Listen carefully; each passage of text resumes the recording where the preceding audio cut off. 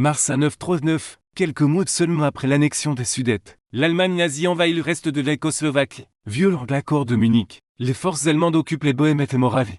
Les transforment en un État fantoche sous le système du protectorat. Adolf Hitler arrive à Prague, et l'autorité allemande est installée depuis le château de Prague. Au début, le Rex-protecteur Constantin von Juja adopte une approche moderne.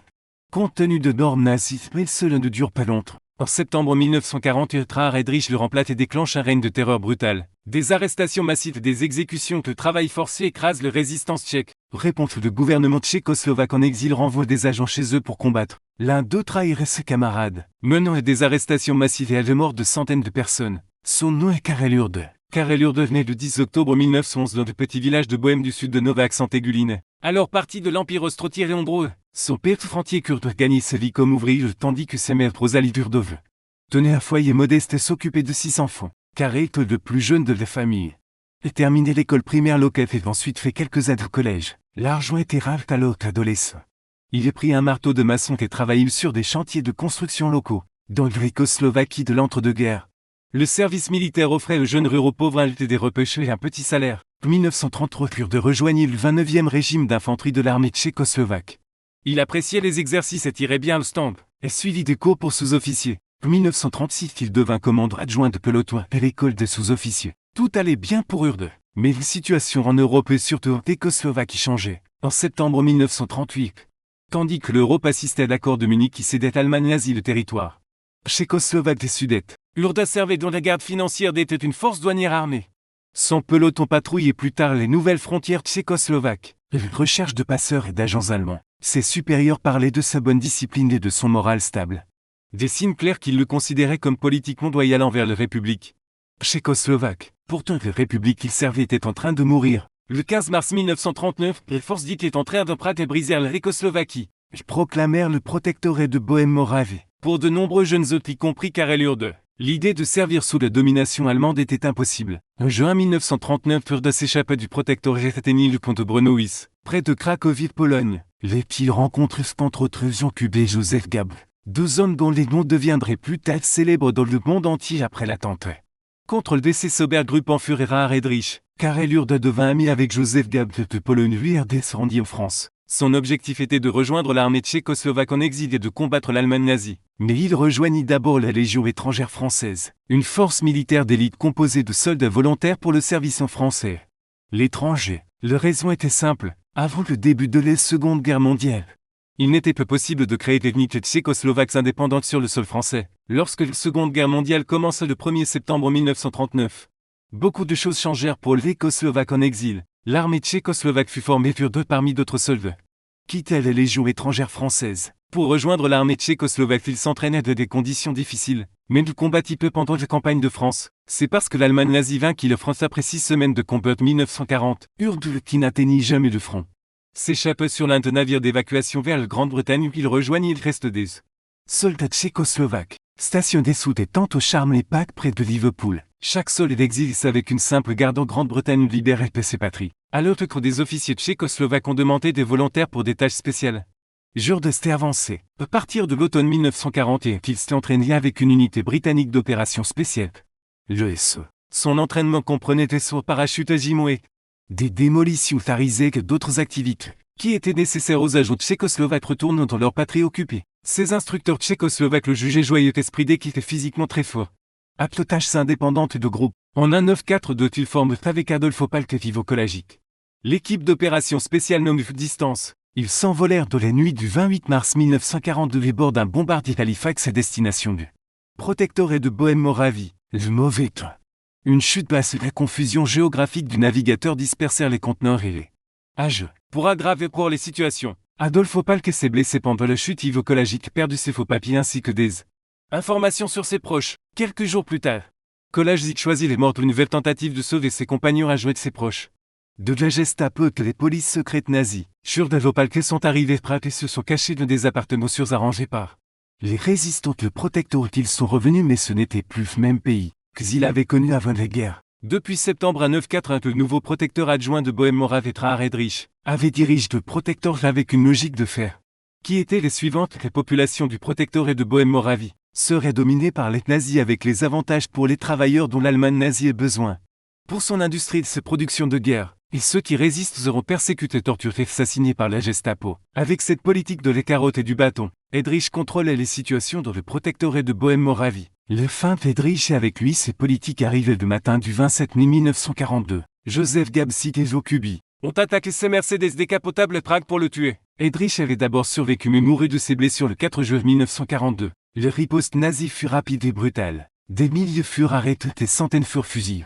La Gestapo recherchait les assaillants. Le jour même de l'assassinat le 27 mai 1942, l'état d'urgence fut déclaré pour l'ensemble du territoire de Prague. Dans les jours suivants, des milliers de décrets furent imprimés annonçant à la fois l'état d'urgence d'une récompense de 10 millions de couronnes, l'équivalent d'1 million de Geirsmark pour ceux qui fourniraient des informations, menant à l'arrestation des coupables. La récompense fut ensuite portée à 20 millions de couronnes. Quiconque savait quoi que ce soit sur les coupables de le signaler devait être fusillé avec toute sa famille. Un couvre-feu était en vigueur, tous les cinémas, théâtres et lieux de divertissement étaient fermés, les transports communs étaient arrêtés. Le 10 juin 1942, les troupes allemandes détruisirent le village de Lidice. Tous les hommes furent exécutés.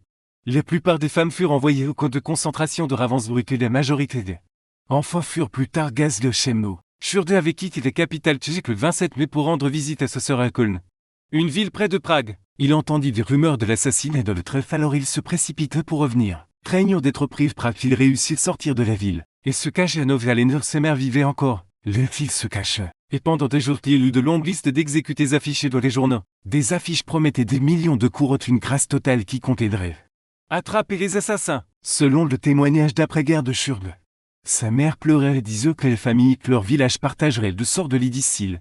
Resté. Le 13 juin, Schurde envoyait une lettre d'avertissement anonyme à la police de Benov. Mais aucune arrestation ne suivit. Dossetti s'est saisi plus tard par la Gestapo. Il donnait des informations sur les noms des assaillants d'Heydrich. Tout le 16 juin, il s'habille, prit un train pour Prague et se rendit au bureau de la Gestapo de Repekove. Là, il dit l'officier de la Gestapo insurge qu'il était un agent venu d'Angleterre. Il désignait les objets qui appartenaient aux assaillants d'Heydrich et qui avaient été laissés sur place le jour de l'assassinat. Il donne à la Gestapo des informations sur les assaillants et les personnes qui aidaient. Agent tchécoslovaque dans le protectorat. Dans un dernier éclair de courage, le Schurde tentait de s'empoisonner les cheveux. Il fut ensuite battu après seul. Il continue à témoigner même s'il ne connaissait que l'emplacement exact où se cachaient les assassins d'Hitler. Mais grâce à ces informations, le Gestapo arrêtait des personnes qui savaient tout sous les tortures révélèrent les cachettes. Grâce à la trahison de Schurde, la Gestapo arrêtait des centaines de résistants, jusqu'à ce que Karel Schurde se présente volontairement le 16 juin 1942. Le Gestapo n'avait aucune information sur l'endroit où se cachaient les agents. Ce fut seulement son témoignage qui les orientait dans une direction qui entraîne Alfmord. Centaines de résistants de leur famille qui, avant qu'ils ne les trahissent, avaient volontairement été même Schurde lui-même. Le célèbre siège de l'église orthodoxe à Prague le 18 juin 1942, où se cachaient les assaillants de Heydrich et d'autres agents, fut une conséquence directe de la trahison de Slajwerde. Schurde devrait exhorter ses amis à se rendre. Quand il est dit à rendez-vous, rien ne vous arriverait, rien ne m'est arrivé non plus. Les hommes piégés répondirent par des tirs et se suicidèrent plutôt que de tomber vivants entre les mains des nazis. Après 7 heures de combat, les corps furent transportés à l'extérieur. Schurde est un autre agent devenu informateur, William Jorick. Identifièrent chaque corps pour la Gestapo. La police secrète allemande payait une partie de la récompense promise à Schurde lui donne. Nouveau nom germanisé pour Karl Joe. Schurde adoptait la nationalité allemande. Reçut 5 millions de couronnes et la Gestapo l'utilise bientôt comme un piège ambulant. Il voyageait à travers le protectorat de Bohême-Moravie. Prétendre être un agent tchécoslovaque nouvellement arrivé qui avait besoin d'un abri d'une connexion avec le mouvement de résistance. De nombreux patriotes l'acceptèrent et furent ensuite arrêtés quelques jours par les Allemands. Grâce au travail de Schurde, la Gestapo brisait non seulement les rangs de la résistance intérieure, mais aussi d'autres groupes d'agents envoyés de Grande-Bretagne par les autorités tchécoslovaques, parce que d'autres agents le reconnaissaient de Grande-Bretagne. Sa présence avait un poids particulier. Chaque trahison fournissait à la Gestapo de nouvelles adresses et s'amplifièrent des arrestations. Plus large, après être devenu un collaborateur de la Gestapo, il rompit avec Caroline Girakové, avec qui il avait un enfant début de monde après son départ du protectorat de 1939. Il épousait une femme allemande mariée et la belle-sœur d'un fonctionnaire de la Gestapo. Schurde change beaucoup pendant cette période, les boissons régnaient bientôt sur ce soir. Pourtant il reste sur la liste de paix de la Gestapo et continue à travailler pour les nazis. Les pires moissons de ces informations va loin de Prague après des mois de torture. De nombreux partisans de la résistance tchécoslovaque furent transférés au camp de concentration de Mauthausen en Autriche. Le 24 octobre 1942, 262 prisonniers tchécoslovaques, 135 femmes et 27 hommes furent exécutés. Chaque victime donnait un nom une date de naissance, puis un homme S7 les abattit d'une balle dans la nuque. Les corps furent brûlés au crématorium et leurs cendres furent finalement jetées dans un site de déchets derrière le camp de concentration. Parmi les personnes assassinées se trouvaient également des mères, des pères, des frères et des sœurs des résistants. D'autres fusillades massives de partisans d'agents tchécoslovaques trahis par Schurde suivirent le 25 janvier 1943 et le 3 février 1944. Les plus jeunes exécutés Findrichka Novakova. Elle n'avait que 14 ans au moment de sa mort. Chaque balle remontait partie à la trahison de Schurde le 16 juin 1942. Fin à 944, la Gestapo trouvait Schurde moins utile. Il buvait beaucoup et manquait les réunions avec ses supérieurs. Dans le chaos d'avril 1945, il s'enfuit vers l'ouest en direction de la ligne américaine. Il se cacha à Monetne, une ville près de Pilsen. Pilsen aujourd'hui. Le 15 mai 1945, il se rendit et de gendarmerie locale t'aurait dit ce qui doit arriver qu'il arrive. Plus tard qu'il fut arrêté par les autorités tchécoslovaques. Un tribunal de Prague formé après la guerre l'accusait de trahison, de dénonciation de ses camarades soldats d'aide à l'ennemi pour assassiner des citoyens tchécoslovaques. Lors des audiences publiques en avril 1947, il restait pâle et silencieux, parfois essuyant la sueur avec un mouchoir. Il ne faire aucune excuse légale et seul on déclarait qu'il avait craint pour sa famille. Le tribunal est déclaré coupable et condamné à mort par pendaison. Son collègue agent devenu l'informateur William Jerick de l'opération Zing. Elle subit le même sort. Aucun des deux hommes n'a demandé de clément au président tchécoslovaque Edvard Beneš. Et l'aube du 29 avril 1947, reconduit le Schurde de 35 ans de la potence de les prisons de Pankrak Prague. La trappe de la potence était ouverte et mis fin le vide dont les trahisons avaient détruit des réseaux entiers de résistants. Et ce jour est un symbole de collaboration avec l'Allemagne nazie. Merci d'avoir regardé la chaîne Weldrist G. Assurez-vous d'aimer, de vous abonner et de cliquer sur l'icône de notification en forme de cloche pour ne pas manquer nos prochains épisodes. Nous vous remercions et nous vous verrons les prochaines fois sur les chaînes.